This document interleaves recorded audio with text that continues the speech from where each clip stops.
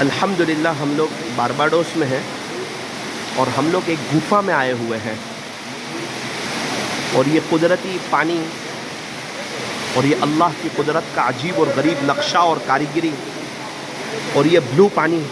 ابھی ہم لوگ زمین سے 160 فٹ نیچے ہیں.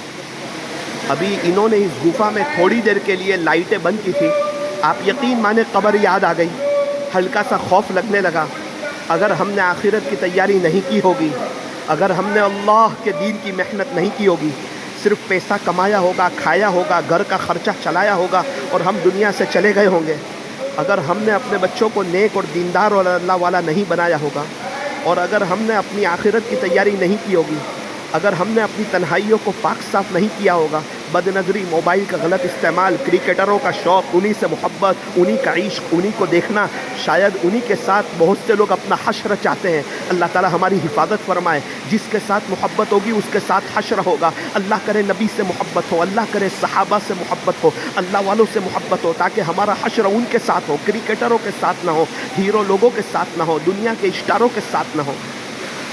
یہ دیکھیں اللہ کی قدرت کا عجیب اور غریب اور دلکش نظارہ. زمین سے 160 فٹ نیچے قبر یاد آ گئی. تھوڑی دیر کے لیے جب انہوں نے لائٹیں بند کی، اللہ تعالیٰ میری اور آپ کی حفاظت فرمائے. مرنے موت کے وقت اللہ تعالیٰ مجھ پر اور آپ پر رحم فرمائے.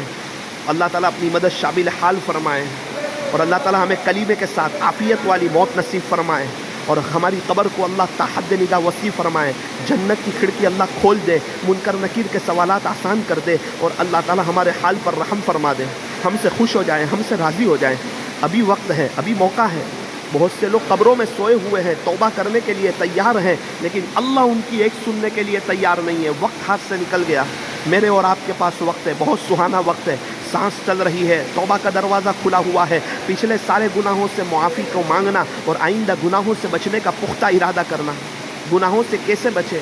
ایک شخص کہنے لگے، مولانا میں ہر فرض نماز کے بعد 2 منٹ جم کے اللہ سے دعا کرتا، جم کے، اللہ مجھے گناہوں سے بچا لے، گناہوں سے میری جان چھڑا دے. اللہ بڑے کریم ہے، اللہ تعالیٰ نے کرم فرمایا اور ایک مدت تک میری توبہ نہ ٹوٹی. اللہ نے مجھے گناہوں سے بچایا. ہاں، ہم بھی فرض نماز دھیان سے پڑھیں، کوالٹی والی پڑھیں.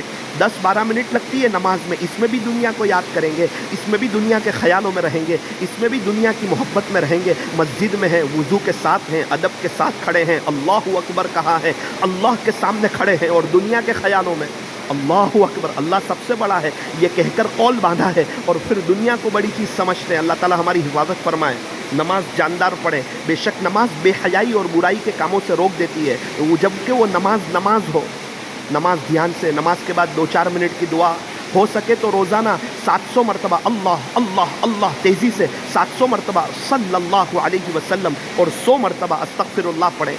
اللہ تعالیٰ ہمیں عمل کی توفیق عطا فرمائے، اپنے راستے میں وقت لگانے کی توفیق عطا فرمائے، اپنے بچوں کو نیک اور دیندار بنانے کی توفیق عطا فرمائے. ماں باپ کو چاہیے کہ وہ نیک ہو جائیں، وہ شریعت اور سنت پر آ جائیں. ان کو دیکھ کر پتہ چلے کہ یہ مسلمان کا گھرانہ ہے، یہ اللہ کے نبی صلی اللہ علیہ وسلم سے محبت کرنے والے لوگ ہیں.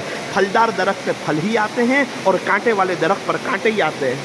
اللہ کی قدرت کا عجیب اور غریب اور دلکش نظارہ ہے.